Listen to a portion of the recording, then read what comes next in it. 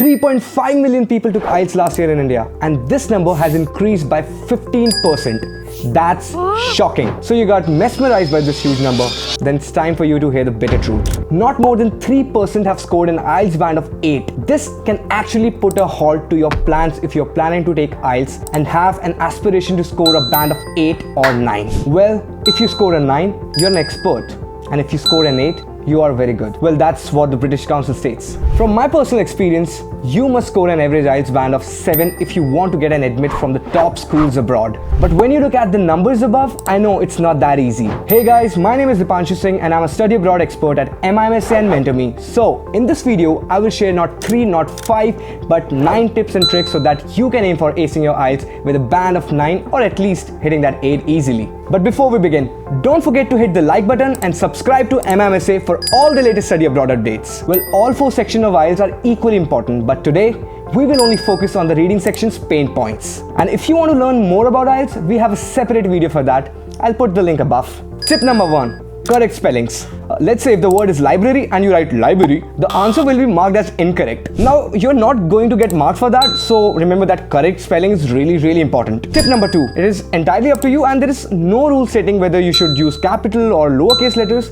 This is a personal one. So I would highly suggest that you write answers in full capital letters, which means you should provide the answers in uppercase whether the blank is at the beginning or at the end. Tip number 3. Timing is really crucial. Like, if you take too long on one question, you won't have time for the others. If you rush through the exam, you'll overlook facts and become confused. So I always suggest students to complete each portion in 20 minutes, which includes 16 to 17 minutes to read and answer questions and 3 to 4 minutes to transfer and verify your answers. Some questions are harder and require more time, so practice your timing. You'll see which questions take longer, and this will help you spend more time on certain questions. As you're watching this video so far, I'm sure you're planning to study abroad. So if you want to target any of the top schools in the world, you can book a free consulting session right now and let our experts help you with your study abroad journey. You can find the link in the description. Tip number 4. Quick reading skills. To read rapidly in English, practice reading various types of literature. This can actually assist you realize you don't need to reread each and every sentence, and it's going to save you a lot of time. The solution might be anywhere in the text, so read every sentence, although I don't advise rereading, but if you read the lines once, you can actually finish in 6 to 8 minutes max. And even in the worst situation, you don't need more. Tip number 5. Well, this one is my personal favorite, which is to highlight or underline. To keep a track of your IELTS reading exam,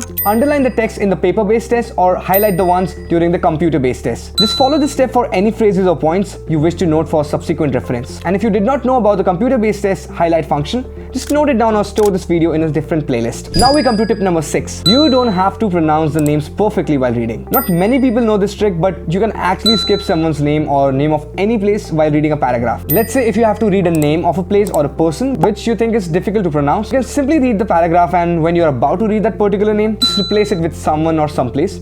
This will surely make things easier for you. Tip number 7. Practice only with the official material. Well, you will be surprised to know that most people make this mistake. They often start with reading a newspaper article or magazines or maybe the academic research papers. Let's make it simple for you. You don't have to do that. See, you're here to take the IELTS test, so just focus on the official study materials. And I'm listing 5 best ones for you, so you can pause and take a screenshot.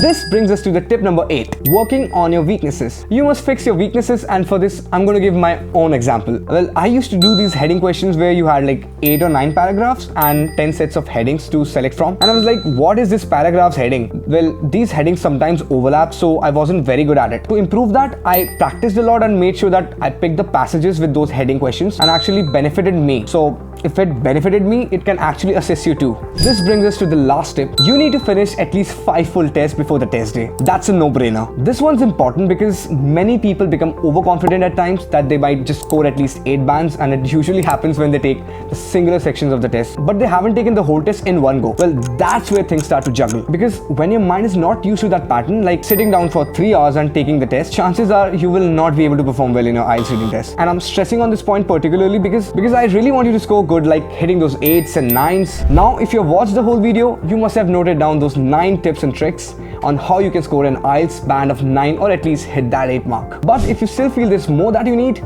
then we provide free IELTS classes as well, and you can actually check the link in the description. Also, if you're applying to top schools abroad this year, I would strongly suggest you to go ahead and book a free session with our experts. You can find the link in the description. That's all for the day, guys. If you have any questions, leave them in the comment section below, and if you like this video, do give it a thumbs up and do not forget to hit the subscribe button.